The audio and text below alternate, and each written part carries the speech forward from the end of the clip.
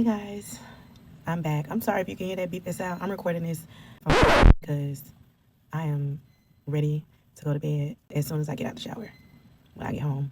But it's already not Saturday or Sunday. And I said I was going to try to record this video then with my head being tired too. Anyway, to pick up where we left off, I gave you a kind of description of David. And again, all names have been changed to protect the non-innocent. You'll get that when you get home. Also, I will say that if you are considering telling your story, I do invite you to do so. But be mindful that people are watching. And today, I was kind of reminded of that because they don't think that I know what the reference was. But somebody was feeling a way and kind of threw it in my face like, you've been giving people a chance that didn't deserve one, and you're not even giving me a chance. And I'm like, where you even get that from? But of course, this taken out of context can make it seem like I'm overlooking good men or men who have better intentions for me to entertain my preference or whatever. But that is not true. And if you have been interested in me and we are not together, then I implore you to look beyond me as being the reason why we're not together. And I kind of want to unpack that a little bit, but I don't know, maybe I should leave it there. But I will say that interest is not the same thing as intention. And even if someone's intentions aren't pure, someone acting on those intentions is often more impactful than just stating your interest. This idea that you being interested is enough and I'm supposed to do the rest is wild. And anybody who has been loved by me and is honest and self-aware can vouch for the fact that when I love somebody, I'm in there. I'm going to do the things because love is much less about what you feel and much more about how you show up. So anyway, I would have thought that I gave enough information as to why this person may have piqued my interest or drawn me into this situation. But I hope in sharing my story that people can see themselves in me and not make the same missteps that I've made, and understand that nobody's too fine, too saved, too pretty, too kind, too whatever people use to set themselves apart from other people to end up in a situation like this. I'm not saying that I'm any or all of those things, but what I am saying is don't underestimate the potential for this that happened to you. So yeah, I survived the discard. I'm ready to tell my story. Remember that era of I Survived R. Kelly? That was a crazy time. Anyway, let's get into it. Early red flags and emotional games. So one early moment that I still remember very clearly is the time I told him that I didn't have a favorite anything. Even though for a long time I said blue was my favorite color. Another time it was purple, and I still love purple, but I can't really honestly say at my big age that it's my favorite color. My food favorites change, I mean, I love seafood, but I don't know if I would say it's my favorite. So that was my point. And it was a random conversation. Well, I thought it was. I later found out that though it was a simple truth for me, he was using it as a way to measure me by these standards that I didn't even know existed.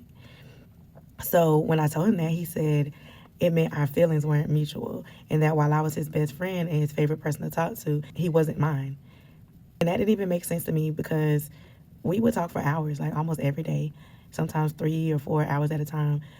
Still, he used my lack of a favorite inanimate thing to equate to him not being my favorite person.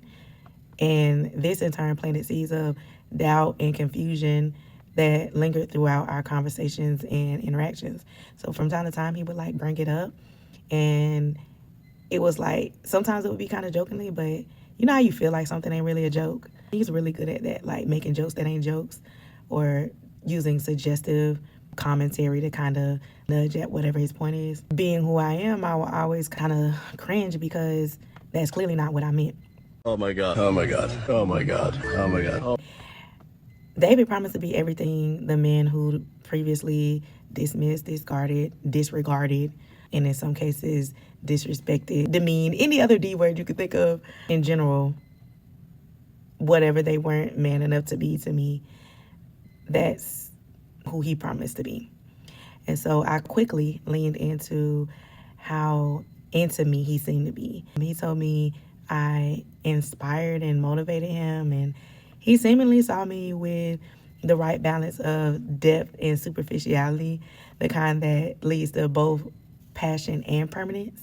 He would mix moments of love bombing, gifts, attention, deep talks, with also pushing me away or setting boundaries that kept me kind of stuck between a friend and more.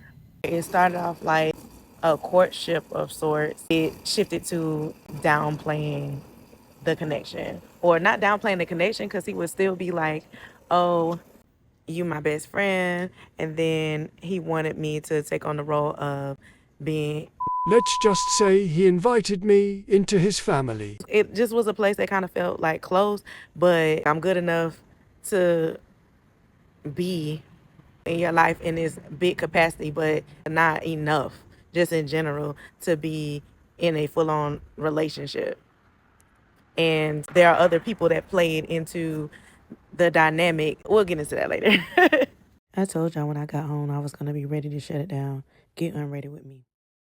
So there was this push to revert back to this platonic space, but maintain the connection. And so I guess he tried to reframe it by making me like a family member, but not quite. And sometimes he would frame our level of intimacy as a weakness on his part, a lack of self control, or he would just frame it in a way that kind of brought shame to how close we were. So, folded between the softness of his appreciation for all that he deemed great about me, my intellect, my patience, my faith, was this heartbreak that was waiting to tear at the seams of everything we said we wanted to co-create. So the question became, was this or was this not love? For me, it was, and to a certain extent, I think it was for him too. It's just that unfortunately, it seems that trauma won this time. The accountability that I have to take is I had an opportunity early on to opt out, to say this isn't what I really wanted, or I thought I knew what I wanted, but I don't think it's going to work.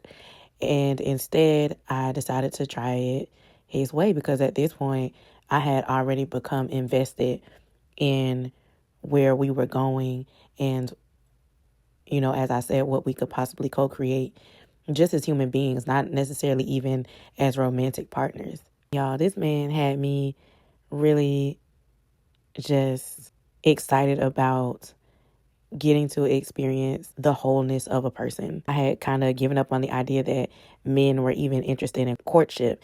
And even though he eventually made it clear that he wasn't interested in a courtship with me per se, just knowing that he thought I was worthy of it, even if it wasn't coming from him, was a big deal. Yes, I did try to stay within the realm that he was comfortable with us being. And the grace that I gave in regard to him kind of moving the goalposts was, one, he seemingly was honest, and two, I just trusted his vision for us. And if I'm honest, when we first went out, I wasn't looking for a partner either. That's all for this installment. Love you guys. Bye.